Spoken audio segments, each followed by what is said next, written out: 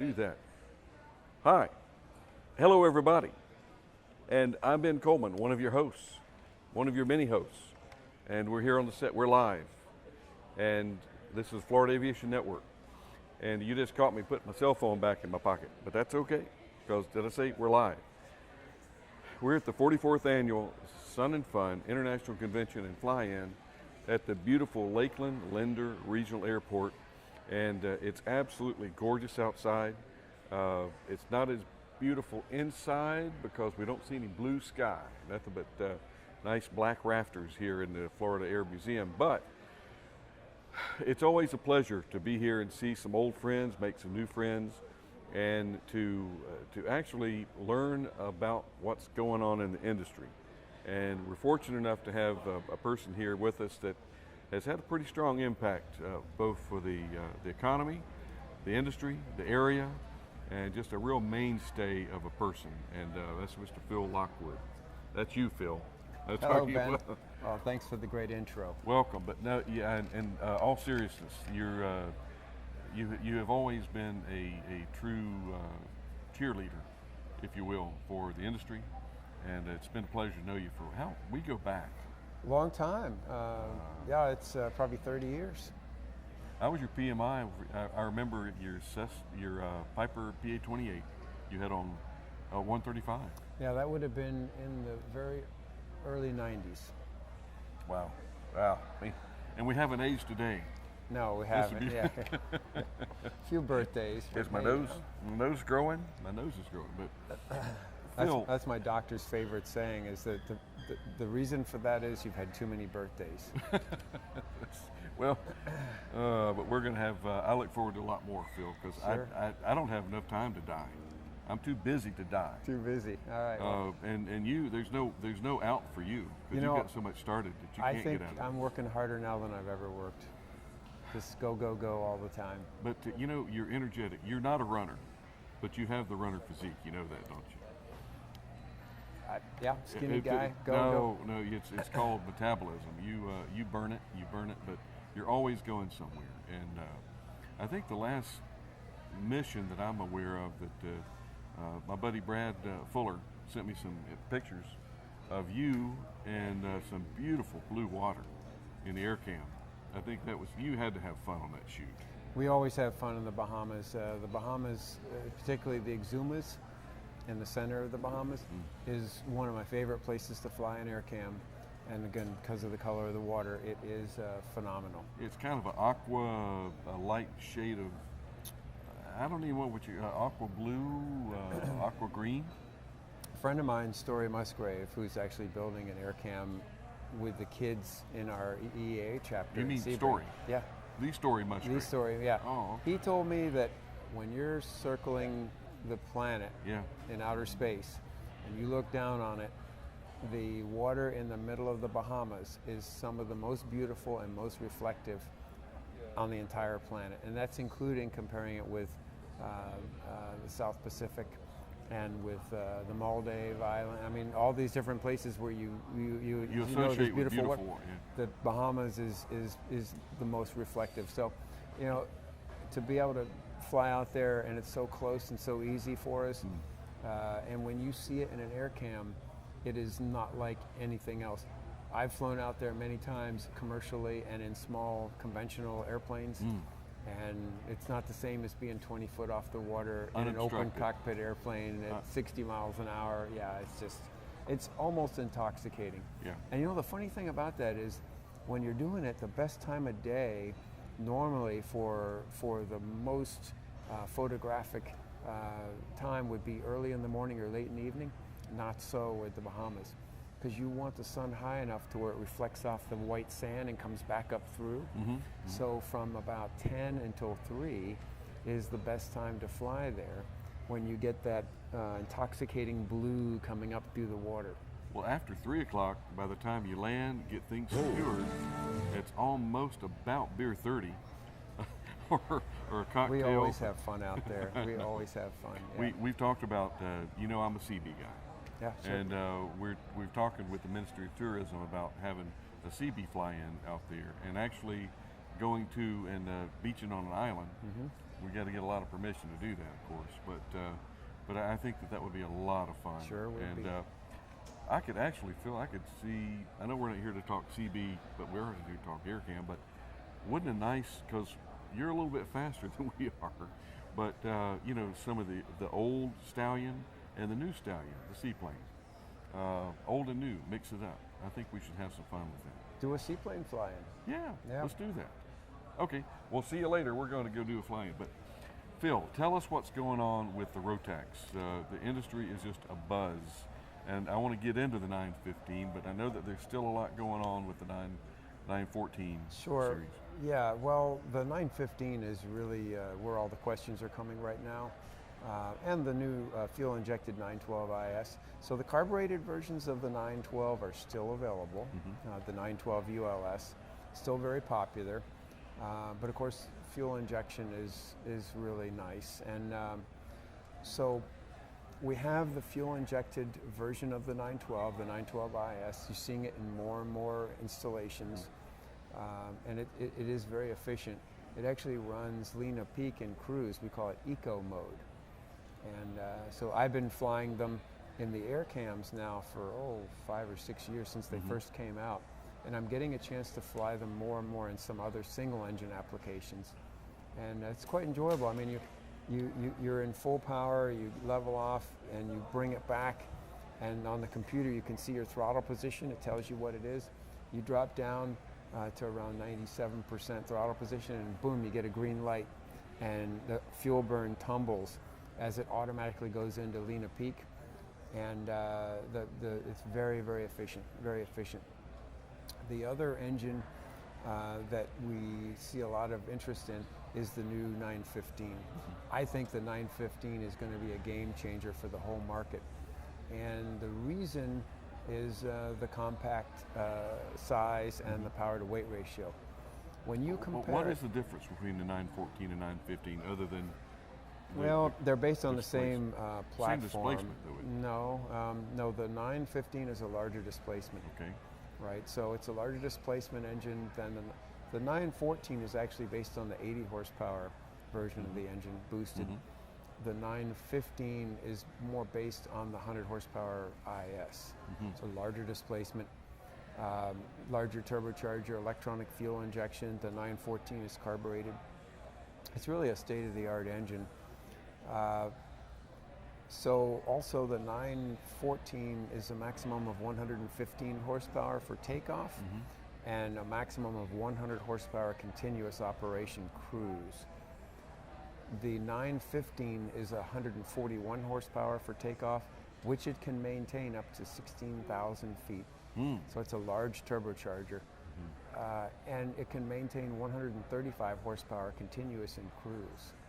And it's going to have the sipping mode, if you will, eco. Yeah, it goes into eco mode, yeah. Okay. But an interesting comparison would be if you take, say, a 180 horsepower conventional, like a Lycoming 360, and you look at that in its typical cruise configuration, 75% power up around 8,000 feet.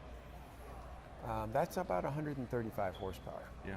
That's what that engine has at that. And from that point on, as you climb, you have less. That's what the 915 puts out. We're doing a conversion in an airplane right now. We're working on a conversion, an airplane that typically is equipped with an 0320, 160 horsepower. And you can look at specs and manufacturer weights and all that, but when you really put things on the scale and you see what they weigh, that's when you really find out exactly what you've got. And in this particular airplane, when we take the 0320 out and we put the 915 in, we're looking at 100 pounds difference. That's with the propeller, constant speed prompt, the whole thing. That's a lot.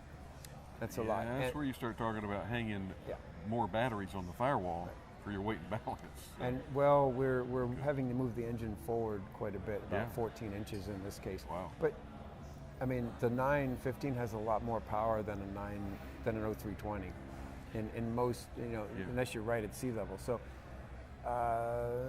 and I think that you're going to see some four-place airplanes designed around that engine the same way many four-place airplanes today have been designed around the 9 series. They couldn't exist without it. So you should see a whole new generation of 4-seat airplane designed around the 915. Well, and the retrofit, I know it gets expensive when you do a retrofit, but there's a lot of 172 Cessnas running around out there. Yeah, the problem there is going to be the weight. It's so much lighter. And it, like you say, you'd have to it'd be be like so a turbine far conversion. out. Yeah, that would be an interesting one to try, though. And I can think of, there were some gentlemen here yesterday with the Seagull, and out of Sweden, and they've been flying it with the D motor, but they also, their fallback is the old reliable Rotax. And this sounds like the 915 would be an ideal engine for their installation. And we'll talk a little bit more about the Seagull, because I like the little design. I mean, for a high wing, trailerable, easy to work on airplane, it's not the air cam. I don't think anything approaches the air cam, but it's a different kind of airplane. But the air cam, how I'm going to ask you, how are you being received on your canopy? As far as orders? Well, so another business that we have, of course, is the air cam business, where we manufacture that kit. And we did recently just come out with a full enclosure for the airplane, originally designed as an open cockpit airplane. And we had requests from people that wanted to fly up north and in Europe and in Alaska for a full enclosure. It's been very well received, selling them as fast as we can make them, having a tough time actually keeping up with demand at the moment for the full enclosure. And it's working really well. It's a good problem to have. Yeah, and we're getting ready to come out with a gross weight increase for people who are using it. Our testing has shown that our single engine performance is improved by about 70 pounds of useful load when the full enclosure is equipped, because it reduces drag. Yeah. So although our landing weight will be the same at the moment, you can get a 70-pound increase in takeoff weight with the enclosure equipped on there, and that's about what it weighs. So you actually it carries itself. Yeah. I like that. I like that. Phil, talk to us about fuels and oils for my Rotax. If I had a Rotax, if I was so fortunate enough. Right. We always get a lot of questions about fuels and oils. So on the oil side, for many years, we used a motorcycle oil for the 9 series. That's because we use our engine oil to lubricate our gearbox like most motorcycles do. And they worked quite well for many years. But as catalytic converters became more and more popular on motorcycles, then they had to take out certain components in the oil, zinc and phosphorus, a product called ZDP, that were very strong anti-wear additives, very helpful in the gearbox, very helpful when you have conventional cams and lifters. And when they did that, it made those oils more susceptible to foaming at lower pressure. So when you go to altitude, and not a problem in a motorcycle, right? That's on the ground. But in airplane engines, the oil would turn into a mousse, whipped cream. That's a problem. So Rotax got with Shell, and they developed an oil just for the 9 series. It's called Shell Oil Sport Plus 4. Sport Plus 4. Yes, unusual name, but the oil works. And it's now in its 2nd generation. Comes in a red bottle. You cannot use any other Aeroshell version in the 9 series, but if you use that one, it appears to be the best oil right now. And it's because it's blended just for us, it has tons of that ZDP. Zinc is your friend. That you can't get in other oils. You know, those products were very common in oils that you had in cars back in the 60s. But when they came out with catalytic converters in the 70s, they had to take it out again because little bits of it get through the exhaust and they ruin the catalytic converter. We don't use catalytic converters in airplanes, so we can put that in there, and that makes it a very strong product for our engine. Sport Plus 4. Yes. Okay, Great I'm gonna product. have to remember that. I don't own any shares in Shell. I have no reason to push it other than the fact that I have seen that it works very well. Well, and the opposite, like you say, when the oil turns into mousse, it really loses an awful lot of its lubricating I've got properties. a pallet load of a particular motorcycle oil that was very good, and the problem is when they make those changes to the formulations, they don't tell us. they might not tell you. They may say new and improved, they may not. It may not be improved, right? And so even though they continue to work well in motorcycles, you have a situation where they were working well in our aircraft engines and all of a sudden they're not. That's not going to be an issue with the aeroshell because it's made just for us. Well, good. I hope that they are successful with that, because there's more and more, well, you know yourself, there's more Rotax engines coming out. What is the production of that? How many more are put into service, either quarterly or annually? Well, it's quite popular. I think we're over 50,000 9 Series engines have been built now, which is a significant number. And of course more and more every year, and sales are quite strong with that engine. How about the training? Because I do know that you got Rotax is very very professional with their training approach. We have a great training program. We have an instructor, a full-time instructor at Lockwood. His name's Dean Vogel. He's actually here at Sun and Fun in the Rotax display all week, helping with technical support there. And he oversees technical oversight at our shop, and he teaches the Rotax courses. So our courses are quite popular because we have a full-time instructor. And I think more than half of all the Rotax technicians in the U.S. have been trained through our school. So we try and do a school at least every 2 months. And you can go on our website and see when the next one is going to be. And we have them before and after Sun and Fun, but they're probably all full. Okay. Now, during Sun and Fun, you do a certain amount of hold a discussion, lecture, training session. What is your training session coming up this year here? Sure. I have a Rotax 9 Series school coming up, and that'll be tomorrow at 10:30 a.m. in the briefing tent, or the seminar tent in Paradise City, the ultralight area. Okay, so not at the CFAA Academy. No. This is out at the Paradise City. Yeah, it's a big tent, holds a lot of people. We have 2 screens going there, and I'll give a lot of good information, both operational and maintenance information on the 9 Series engines. That's Thursday That's tomorrow. Yep. 12th. Yeah, tomorrow at 10:30 a.m. Okay, anybody listening? Get there if you have any interest in the 9 Series. Phil, talk to us a little bit about fuels. What are we going to do with fuel, and how sensitive are the Rotax to fuel? We get a lot of questions about fuel. So really the 9 Series engines like to run on unleaded fuel. They will run on unleaded avgas, but our preference is to run unleaded, either the Swift 94 or unleaded autogas.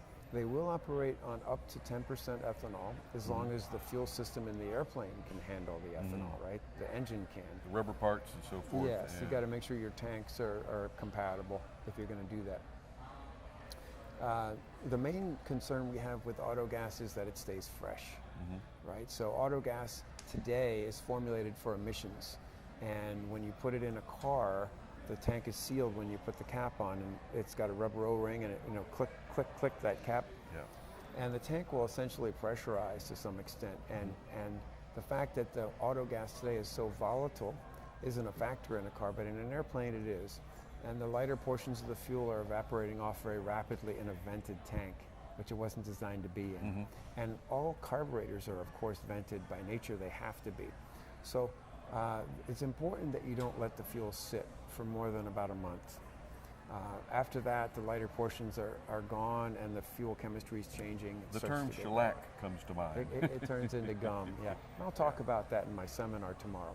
Good. But any additives? Yeah, you can put fuel stabilizer in it. A common one is called Stable, and it does work quite well. It actually forms a skim coat and stops those lighter portions from evaporating off.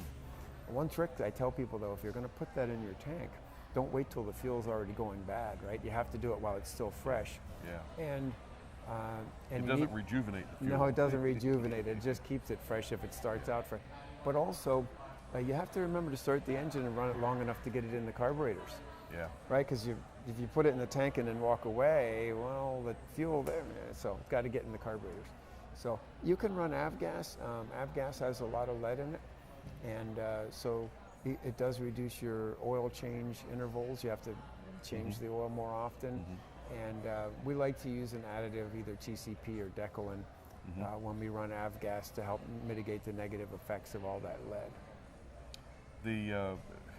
You've learned an awful lot about the operations of Rotax engines over the course of what? Still learning. 20, 25 years you've been going with it? 12, at least 20, isn't it?